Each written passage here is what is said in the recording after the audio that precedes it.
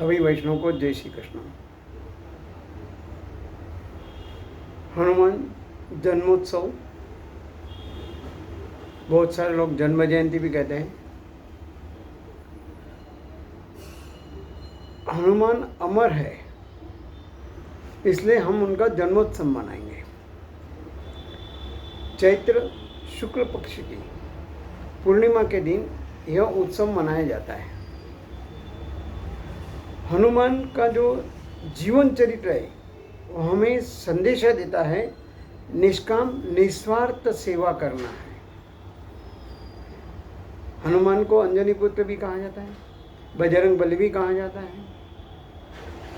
लेकिन ये जो हनुमान का हम उत्सव मनाने जा रहे हैं उसमें बहुत बढ़िया बताया गया है कि पूर्ण हमें समर्पित होना है।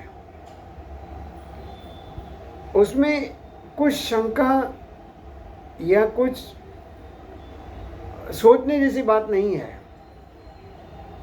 100% जो भगवान है और मैं हूँ, ये जो हनुमान और राम के बीच का जो संबंध है वो बताया गया है। जब सीता मैया ने हनुमान को एक माला दी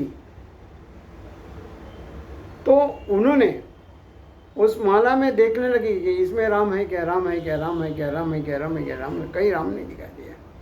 उन्होंने फेंक दिया और कहा, जिस माला में राम नहीं वो माला किस काम की। और उन्हें अपने हृदय को फाड़ कर चीर कर अंदर जो राम सीता मैया की जो मूर्ति थी वो अपने अंदर बसी है वो बताया। मैंने अत्र तत्र सर्वत्र उनको भगवान श्री राम ही दिखाई देते हैं। और ऐसा जिसका जीवन है उसको कहाँ कुछ तकलीफ होने वाली है, वो अमर ही रहेगा। दूसरी बात, महाभारत के युद्ध में भी हमने देखा है कि जब युद्ध चल रहा था तो दुर्योधन ने भीष्म को कहा कि आप हमारे लिए लड़ रहे हैं या पांडवों के लिए लड़ रहे हैं। उनका एक भी कोई मरा नहीं है, मरा कि कोई इंज्योर्ड भी नहीं हुआ, किसको जख्मी भी नहीं किया आपने। तो भीष्म ने प्रतिज्ञा की, कल मैं रहूँगा या अर्जुन रहेगा। ऐसा सुनने के बाद भगवान श्री कृष्ण को ही पता चला कि कुछ गड़बड़ होने वाली है, इसलिए वो वहाँ से आते अर्जुन के पास आते हैं। देखा तो अर्जुन आराम से सोया हुआ है। उन्हें अर्जुन को जया श्री कृष्ण भगवान ने जगाया और पूछा, तुझे चिंता नहीं हो रही है? बोले, किस बात की? बोले, कल भीष्म प्रतिज्ञा में प्रतिज्ञा ली है कि मैं रहूँगा या अर्जुन रहेगा।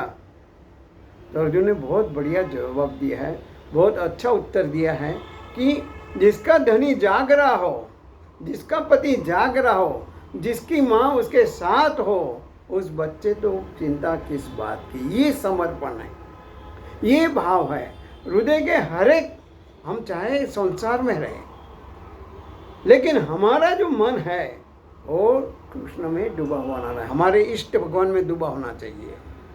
गोपियाँ संसार में थी लेकिन संसार भूलना चाहती, नहीं भूल पाई, क्योंकि उनके हमेशा एक एक श्वासोश्वास में कृष्ण भगवान का वास है, कृष्ण भगवान ने निवास किया है।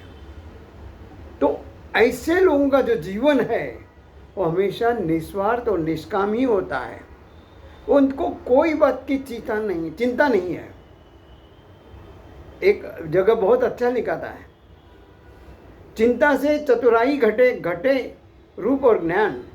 चिंता से चतुराई घटे, घटे रूप और ज्ञान। चिंता बड़ी अभागिनी, चिंता चिता समान। तुलसी भरोसे राम के, सोए नित्य नियम। अनहोनी होनी नहीं, होनी सो होए सो होए। कहने मतलब अगर हम चिंता करते हैं तो हमारा जो जीवन है चिता समान है। चिता माने जो निष्क्रिय है, निर्जीव है, जिसमें कोई चेतना नहीं है, चिंता करनी ही नहीं है।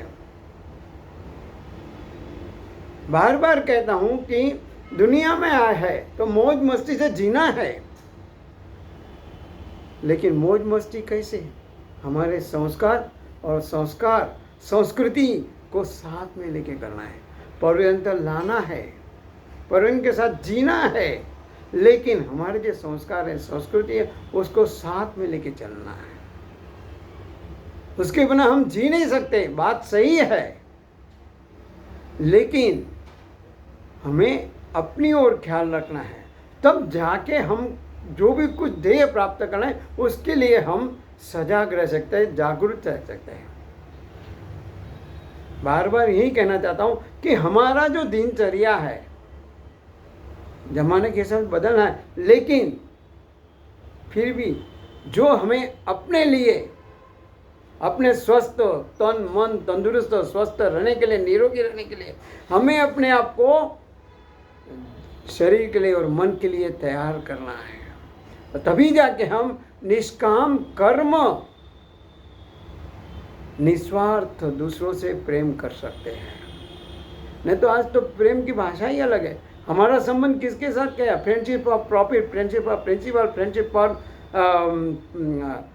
बिजनेस, लेकिन फ्रेंडशिप फॉर डिवोशन, भक्ति के ऊपर जो फ्रेंडशिप है, हमारी जो मैत्री है वो टिकेगी, बढ़ेगी, उसको कोई विनाश नहीं कर सकता है। क्योंकि हनुमान ने भी अपना पूरा जीवन भगवान के लिए समर्पित कर दिया, और उस बीच में जो भी आया, सुग्री का भी मित्र भगवान से करवा दिया, वाली आया उसको भी मैंने जो वध हुआ, और सीता मैया को ढूंढने के लिए उन्होंने, हमको पता ही है कि उन्होंने जो समुद्र पार करके लंघकर जो अपना समर्पण दिया है भगवान के लिए, जो अपना तन मन को किया है, वो हमें सोचने वाला है। हम भी क्या कर सकते हैं? हमें भी अपने संस्कृति के लिए, संस्कार के लिए, भगवान के लिए, जो हमारा इष्ट है उसने जो बताया, उसके लिए हमें जागरूक होकर, जागरूक अवस्था में कुछ ना कुछ ऐसा करना है जी हम हमारे साथ आए।